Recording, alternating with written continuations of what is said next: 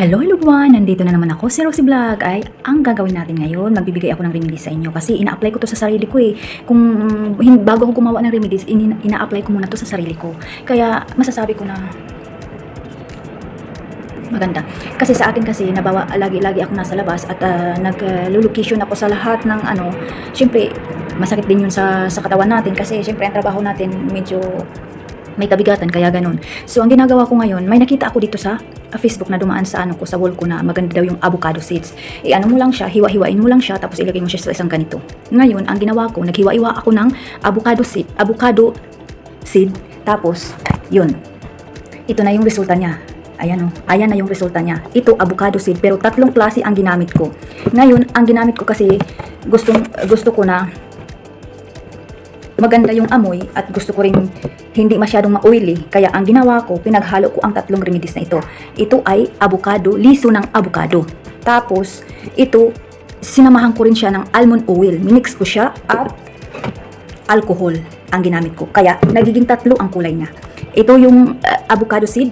Tapos, yung isa ay ang almond oil, yung nasa ibabaw, at saka yung nasa gitna, yun na yung alcohol na nagmi-mix na siya. Alam nyo, ina-apply ko to sa sarili ko pag uwi ko ng bahay. Yung mga kasukasuan natin na masakit ay talagang totoo, nawawala siya. As in, i-apply mo lang siya, lalo na sa yung mga masakit sa katawan natin, i-apply mo lang siya. At maganda ang resulta kinaumagahan. Lalong-lalo na sa sakit ng ulo, yung mga dito, mga siko, mga tuhod. Sa katawan natin, pwede mo siyang i-apply kahit ano. Ikaw na ang bahala kung avocado seed or ito lang ang gagawin mo. Alcohol, avocado seed, walang problema.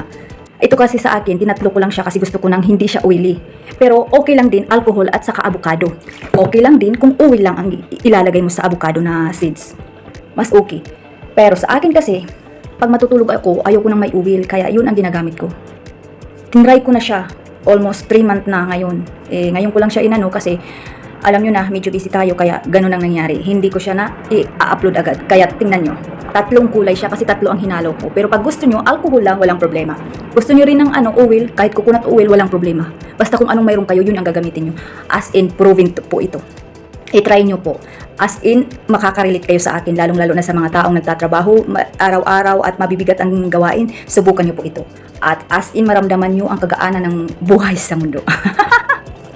Love you all and miss you to all my supporter. Nagpapasalamat ako sa inyong lahat na andyan kayo lagi at lagi kayong nagsusubaybay sa Rosie Vlog. Salamat sa inyong lahat. Maraming salamat. Maraming salamat po.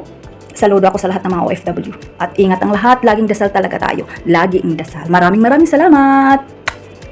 Lord Panginoon, tulungan mo po kami sa araw na ito at gabayan mo po kami, bigyan mo kami ng healthy body sa lahat ng nanonood at sa lahat ng mga taong sumusuporta sa akin. Tulungan mo po sila, lalong-lalo na sa aking pamilya. Bigyan mo po sila ng lakas ng loob, bigyan mo po sila ng lakas ng pangangatawan at i-guide mo po sila sa lahat-lahat. Maraming salamat po sa Panginoon sa inyong lahat.